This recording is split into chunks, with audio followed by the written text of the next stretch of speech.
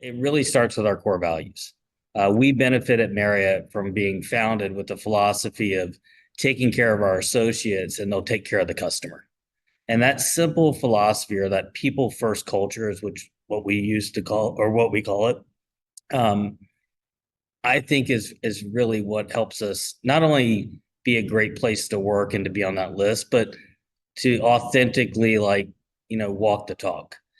We really believe I can think through in my 20 years, we've had a financial crisis, you had COVID and several other things. And while we've had to make really tough decisions for the business, it's always come with that people first lens being applied. And so I think it really starts there. It's tried, it's true, and it's something that's easy to repeat across the organization.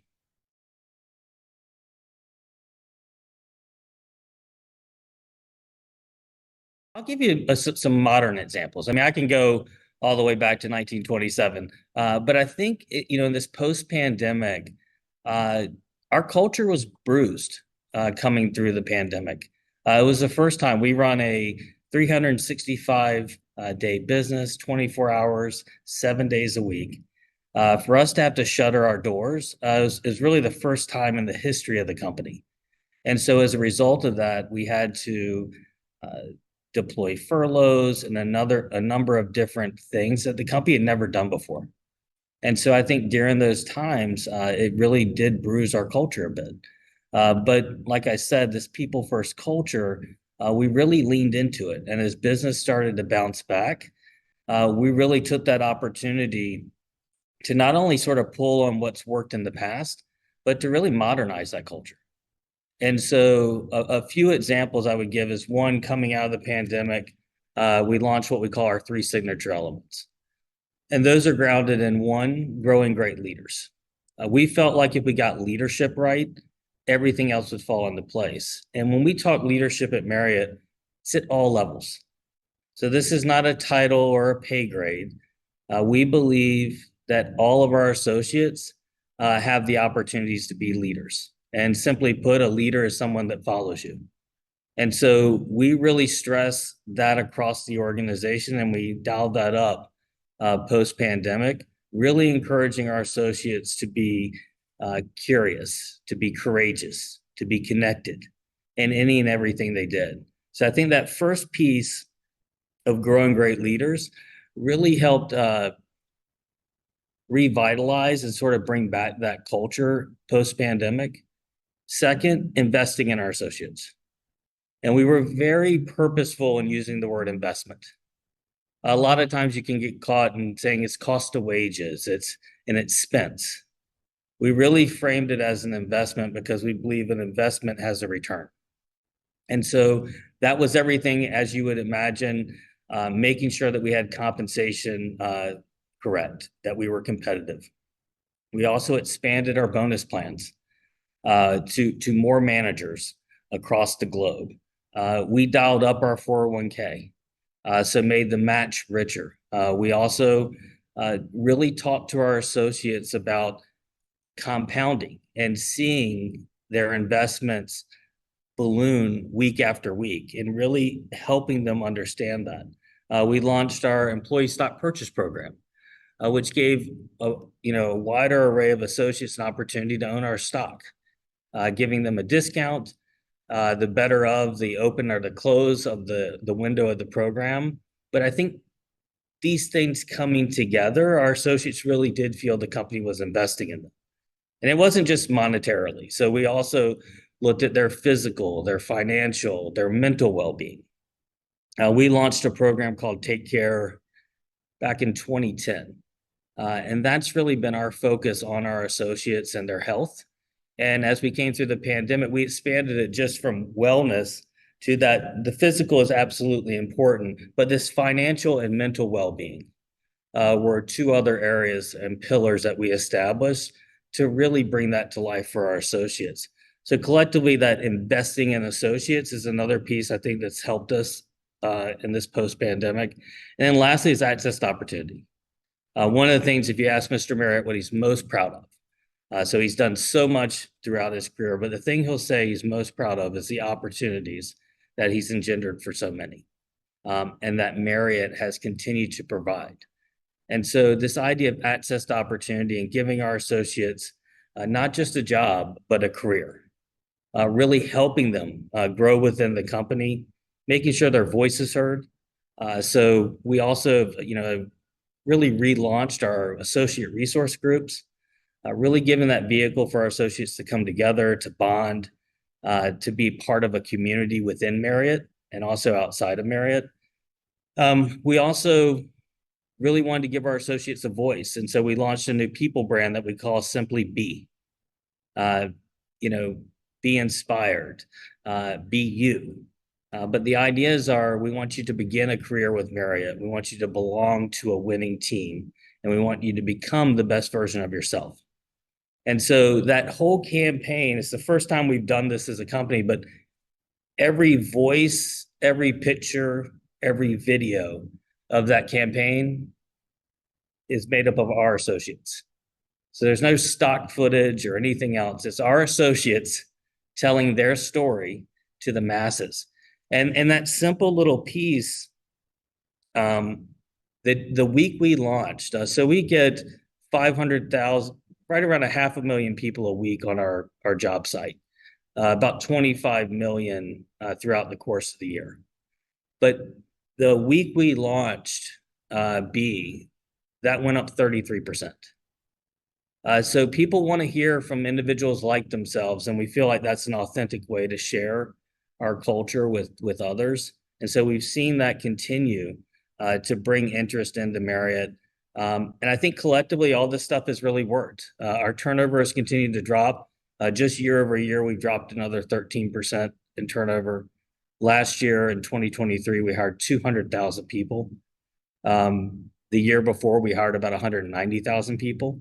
So we're continuing to really build back across the organization, and we're seeing people not only attracted and coming to Marriott, but we're seeing people stay with Marriott.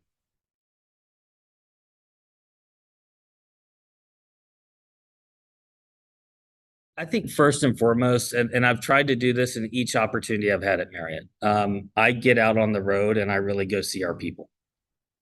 So taking on this role in the midst of the pandemic, our CEO, Tony Capuano, and myself were some of the first people in many countries coming out of the US. And so wherever we could go, we went. And I think really getting on the ground and knowing your teams and what they're going through, and asking how we can help, asking them, what do they think? How should we shift? What are some of the things that would be really helpful to you and your team at the property? That idea of a listening tour and really understanding what people need, I think is really important. So I think that's sort of the first piece, is really understanding your organization, your people, not having that filter up to you. I think a lot of times information as it comes up to executives is pretty cleansed, and it's all the great stuff that we're doing, and the scorecards are all green. I like to see some red on the scorecard. I like to see yellow. I like to see the entire rainbow. And so I think getting out and traveling and seeing our people and hearing directly from them has allowed us to not only be true to our culture, but I think move fast. The pace of change is so fast right now. So some of those examples I talked about with investing in associates, the idea of expanding bonus plans, that was not on our radar. That actually came from one of our associates. And they said, look, we know we're not exactly sure how strong the industry is going to recover, but we would love to be part of that bet. And I started to have the conversation with these associates. And what I came to find out is that at certain levels in the company, we no longer had bonus plans. And so we took the opportunity post this interaction to really look into it, to see if that would be competitive. Sure enough, we found that there was an opportunity, and we expanded it. It wasn't a huge bonus plan, but they were part of this bet of us recovering. And to see what that did for our associates, for our community, it was inspiring. But that idea did not come from corporate. That idea came from one of these listening tours. So I think first and foremost is get out and listen. I think second is don't assume you know everything. I think it's really important, back to this sort of pace of change. Some of the things that, we had done as a company or other companies have done no longer are relevant. And so you've got to be willing to really take that leap uh, and do new things. So what it means to take care of our associates, which is a phrase we have used since 1927. There are elements of it that are still exactly as we intended it in 1927. But there's other things that we're doing now that were never contemplated. So flexibility and choice and how you work. That wasn't really a concept in 1927. To be completely honest with you, it really wasn't a concept in 2019 or January of 2020. But it became really real for so many. And I think the ability to adjust on that feedback is another important piece as you build that road to being a great place to work.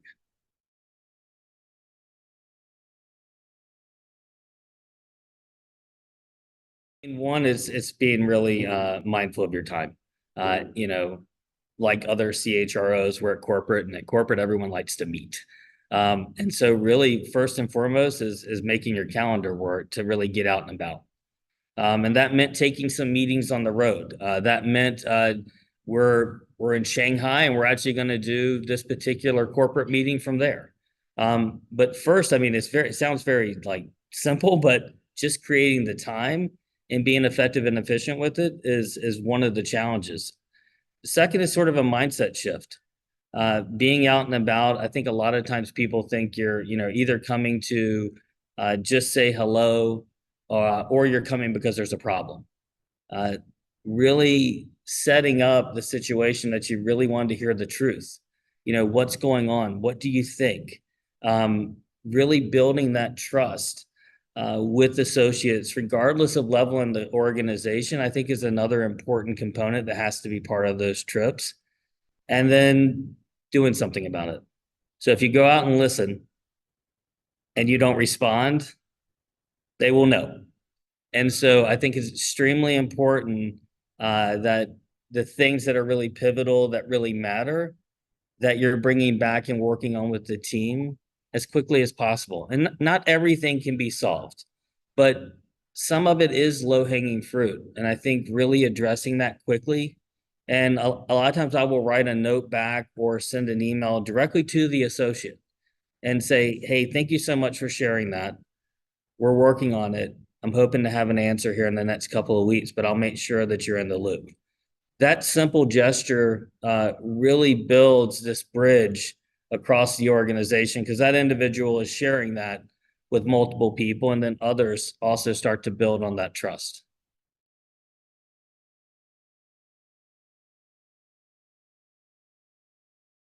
Another saying at Marriott is success is never final.